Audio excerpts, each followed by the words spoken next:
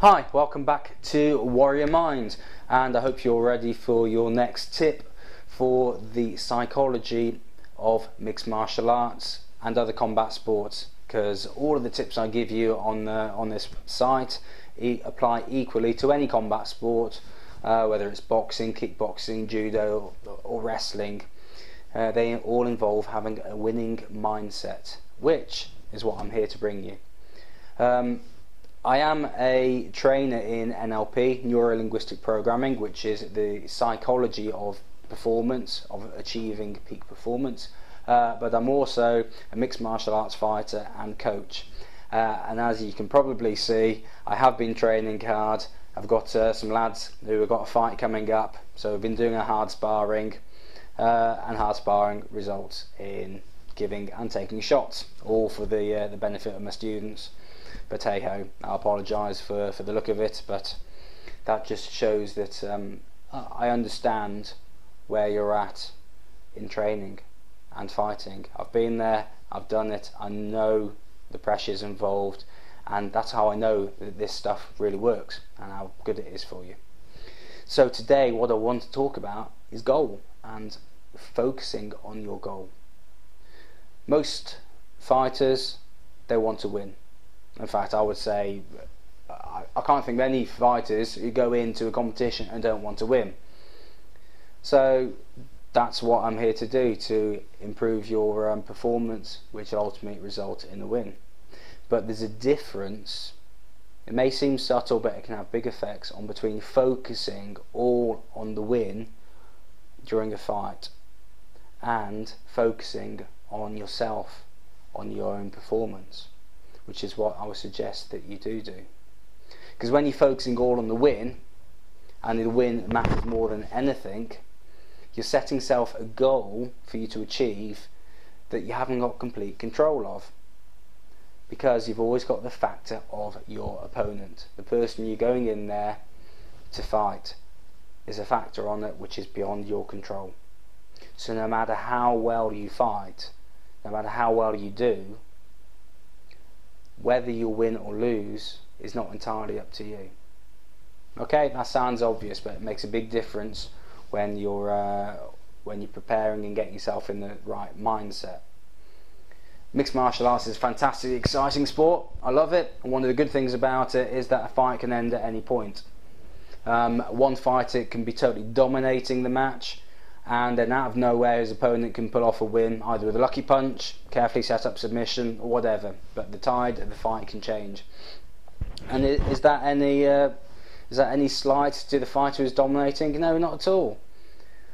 Winning or losing isn't the most crucial thing. It may be to the fighter because they put all the work in and they have the record that says L or W.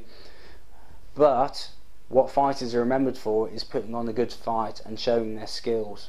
Some of the top champion UFC fighters, their records ain't that great.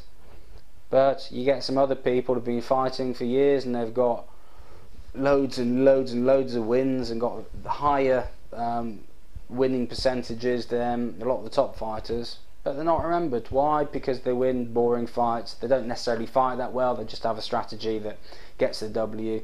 They don't even necessarily fight that good an opponents. I'm not going to name any names here on the fighters, but I have got some in mind that are like that. But you want to be a top fighter, you want to fight well, so you want to focus on your own performance. So when you're going out there, you want to be focusing on showing off your skills, fighting the best fight that you can fight. And that does a couple of things. That gives you focus, so it turns your attention, brings it into laser-like focus and gives you the power of concentrating just on yourself and what you can do, which also takes some of the pressure off. All pressure self-induced, and I know from experience, focusing on the win compared to focusing on your own performance, there's a lot less pressure on that, because with my own performance I'm in control. I know I can go out and do it, so that's all I've got to do, go out and do what I know I can do, instead of just going out to deal with this unknown quantity, which is your opponent and a win or a loss. It's the unknown which causes fear. It's the unknown which can cause a lot of that false pressure, because it's not real, it's all in your mind, pressure. So it's how you think about it.